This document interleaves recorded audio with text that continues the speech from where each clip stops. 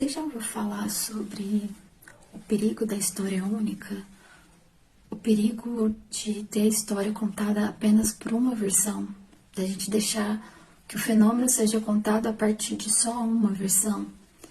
Eu acho que boa parte do que a gente entende sobre a história do cristianismo, do que a gente sabe falar de uma história de 2000 anos, tem muito disso.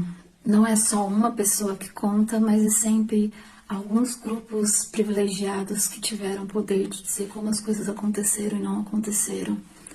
Não sei se você já parou para pensar sobre como a gente conhece a história do cristianismo a partir da Igreja Católica Apostólica Romana, ou a história do protestantismo a partir de Lutero e Calvino, quando tiveram muitos outros reformadores em outros países que algumas vezes eles estavam em conflitos, outras vezes eles estavam de acordo.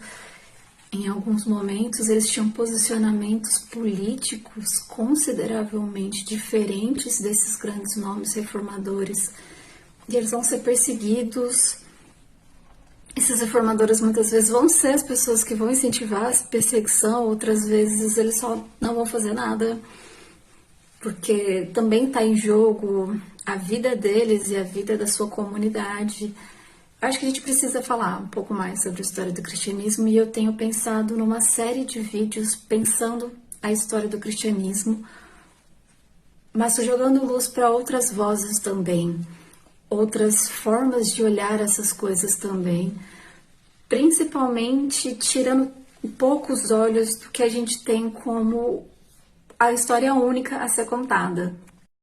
O privilégio de crescer numa família que sempre falou sobre a história do cristianismo e sempre deixou muito claro como essa instituição ela é usada para poder político. Ela pode ser usada para violentar crianças na sua mente mesmo, violentar famílias, como ela pode ser um instrumento de preconceito ou também como ela pode ser um instrumento de amor. E aí, como eu cresci nesse lugar e sempre fui incentivada a estudar mais sobre isso, eu percebo que eu tenho um pouco de dificuldade, às vezes, da onde começar. Mas quando vou conversar às vezes com meus amigos, eu vou percebendo que muitas coisas que eu cresci ouvindo e que são naturalizadas para mim não são naturalizadas para as pessoas. E aí eu queria saber qual parte que vocês gostariam que eu começasse a contar sobre isso. Sobre a história do cristianismo, eu começo pelo cristianismo primitivo? Será que eu começo pensando sobre o cristianismo etíope? Gato derrubou coisas? Será que eu começo pela história da escola bíblica dominical? Será que eu começo pensando em projetos missionários de países específicos? Será que eu começo com países colocando o cristianismo como religião oficial e obrigando as pessoas a aderirem a essa religião também? Ou coloco por pessoas que tentaram lutar por essa fé ou mudar e transformar? Eu não sei, sabe? São tantas e tantas opções para contar que eu fico perdida, tipo, por onde que eu começo? E aí eu queria a opinião de vocês, de o que vocês têm curiosidade para saber, talvez me daria um norte do que começar a falar, assim, porque tem muitas coisas para falar e que eu também quero falar sobre teologia negra, a história da teologia negra.